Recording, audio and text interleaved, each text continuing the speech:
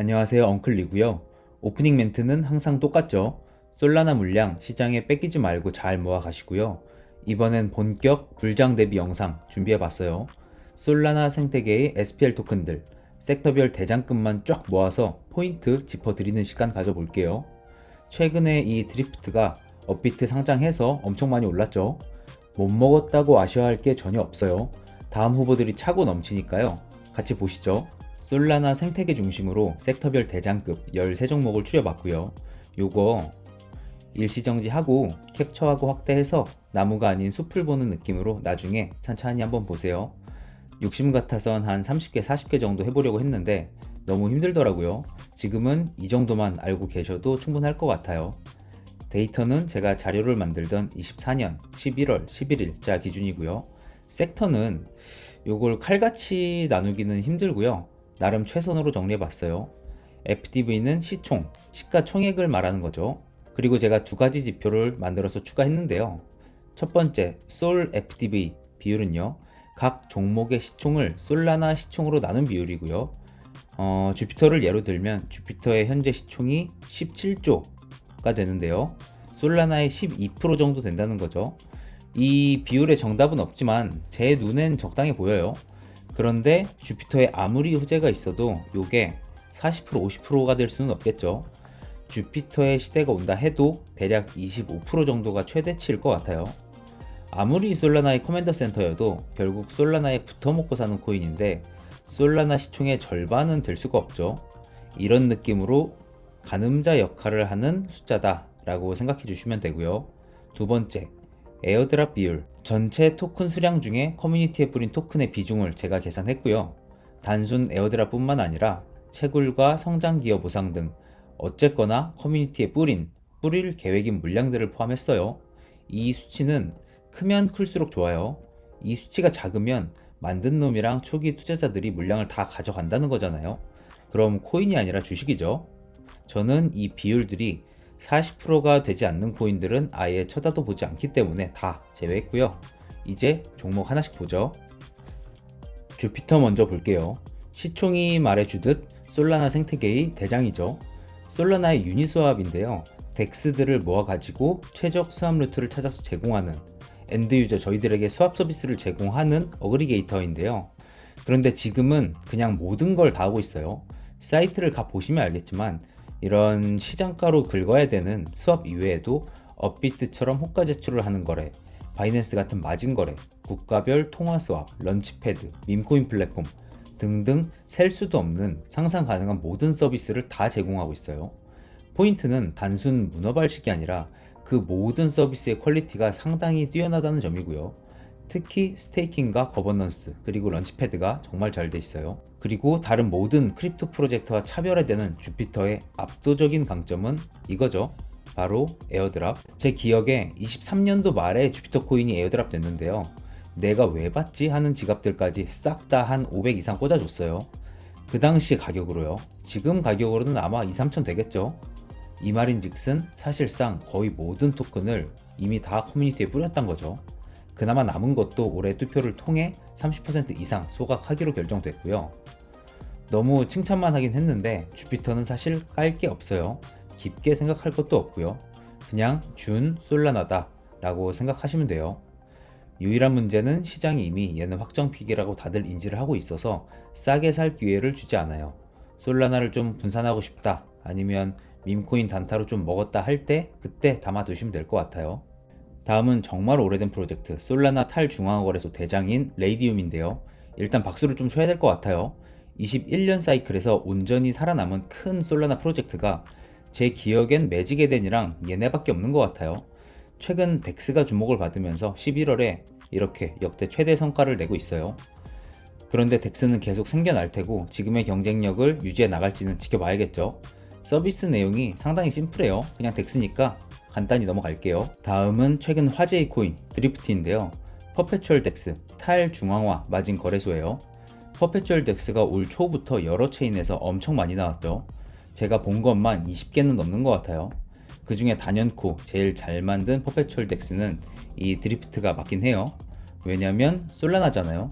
어지간하면 D앱들 서비스 퀄리티는 솔라나 쪽 D앱들이 이더리움 포함 그 어떤 체인의 D앱보다 우월하거든요. 단적인 예로 전 이 드리프트 에어드랍 작업을 핸드폰으로 했어요.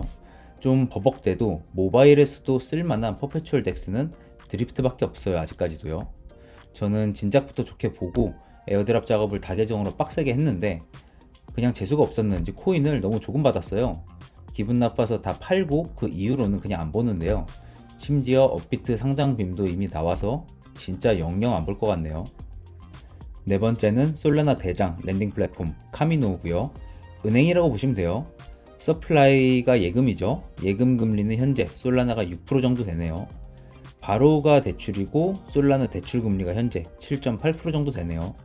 이 예대 마진을 먹는 비즈니스니까 은행인 거죠. 이 친구가 이렇게 최근에 TBL도 시원하게 200억 불 찍고 30조 가까이 되죠. 잘 나가고 있는데요. 개인적으로 제가 회의적으로 보는 포인트 두 가지가 있어요. 첫 번째, 뭔가 숫자가 안 맞는다. 카미노가 이 정도 규모면 규모의 경제를 달성한 건데요. 그런데도 예대 마진이 제일 작은 솔라나가 1.8%예요. USDC는 5%가 넘고요. 자원의 효율성을 달성해야 하는 크립토 시장에서 너무 마진이 큰 게 아닌가 해요. 이게 진짜 소비자들, 저희한테 최선의 서비스인지는 잘 모르겠다. 아직은 진정한 서비스의 경쟁력으로 돈을 버는 게 아니라 공식 솔라나 생태계의 에어드랍 자금 세탁기 역할로 성장을 했는데요. 손쉽게 키운 덩치를 유지할 수 있을지 지켜봐야 할 것 같아요. 두 번째, 솔라나 외에 알트코인은 유동성이 아예 없어요. 보시는 건 이거 다 솔라나랑 스테이블이거든요. 일반 알트코인들은 시총 몇 조짜리도 예치 및 담보 제공이 안 돼요. 카미노가 시장의 수요와 공급을 못 모은 거죠.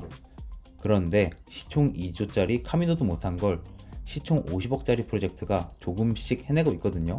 한번 잘 찾아보세요. 힌트는 NFT 프로젝트예요. 다음 5번.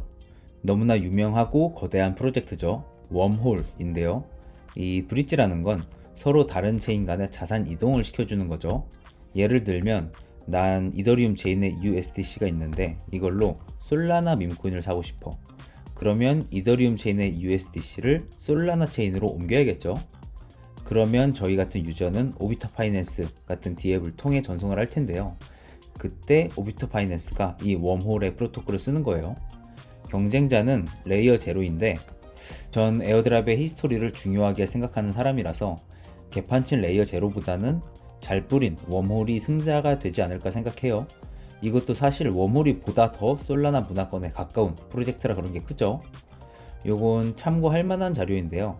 웜홀 스캔 출처의 최근 한 달자 데이터고요. 수위 가격이 최근에 엄청 올라서 상위권에 있네요.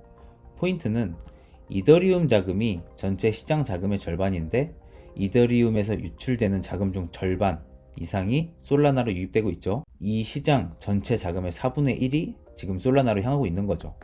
저만 해도 올 한 해를 돌아봤을 때 이더리움 자금의 진짜 딱 이 정도 50에서 60% 정도는 솔라나로 돌린 것 같아요. 6번 파클. 보시는 것처럼 파클은 요 부동산 도시지역 인덱스의 롱숏을 하는 거래 플랫폼인데요. 문제는 이런 부동산 거대한 시장에 베팅을 하려면 이 인덱스가 신뢰성이 있어야 하는데 TBL이 지금 다 합쳐서 30mm예요. 이런 보스턴 지역 부동산, 덴버 지역 부동산 호가 유동성이 소형 밈코인 수준밖에 안 되는 거죠. 약간 사설 선물방 느낌이 나는데요. 실체가 없이 오직 컴퓨터 화면에서만 존재하는 거에 베팅하는 그런 거죠. 그래도 제가 넣은 이유는 말은 부정적으로 했지만 서비스는 되게 잘 만들었어요. 다만 아직 손님이 없을 뿐 지켜볼만 하고요. 무엇보다 부동산 재벌 출신 트럼프가 대통령에 당선이 됐으니까 이쪽 부동산 테마 바람이 한 번은 올 거라고 보는데요. 에어드랍과 NFT 분야에선 인지도를 꽤 쌓아놨기 때문에 부동산 테마장이 오면 분명히 수혜를 볼 것 같고요. 시기적절한 시기에 매매해볼 만한 중요한 코인이에요. 개인적으로 지금의 6천억 시총 0.4% 비율은 솔직히 싸 보이진 않아요. 7번 피스 네트워크. 업비트에도 있는 코인이죠. 주피터와 비슷한 급으로 비슷한 시기에 상장했는데 얘는 엄청 떨어졌죠. 가격 피드를 제공하는 오라클인데요. 시장 데이터 제공 업체인 거죠. 앞서 본 드리프트 같은 애들이 요 피스 네트워크에서 가격 정보 받아서 서비스를 제공하는 거예요. 다 이렇게 연결되어 있죠. 솔라나 기반이지만 이더리움 체인, 텔레그램 톤 체인, 타 주요 체인들에서도 이 피스를 채택하고 있고요. 재밌는 건 여기서 보면 코인 말고 주식도 커버해요. 지금 가격 피드가 550개밖에 제공 안 하고 있는데 딴 놈 팔지 말고 그냥 코인만 집중하는 게 어떨까 싶긴 하고요. 오라클이란 게 팬시한 산업이 아니잖아요. 하지만 크립토 세상에선 모든 것의 가격이 매겨지고 그 가격으로 세상이 돌아가죠. 근간이 되는 섹터라고 볼 수 있고요. 솔라나에선 이 피스가 내정된 대장은 맞아요. 얘도 에어드랍을 사기친 건 아닌데 사족에 사족을 붙이다가 억울한 피해자가 많이 생겼거든요. 안 그래도 오라클은 B2B 비즈니스고 소비자들에게 직접 와닿지 않는 서비스라 뉴스거리도 별로 없는데 이렇게 에어드랍이 뻥나는 바람에 현재는 시장에서 조금 외면받고 있어요. 영상 한 편이 너무 길면 루즈하니까요. 여기서 총정리 1편 마무리하고 나머지 코인들은 총정리 2편에서 소개해 드릴게요. 엉클리였고요. 구독과 좋아요 부탁드리면서 2편에서 뵐게요.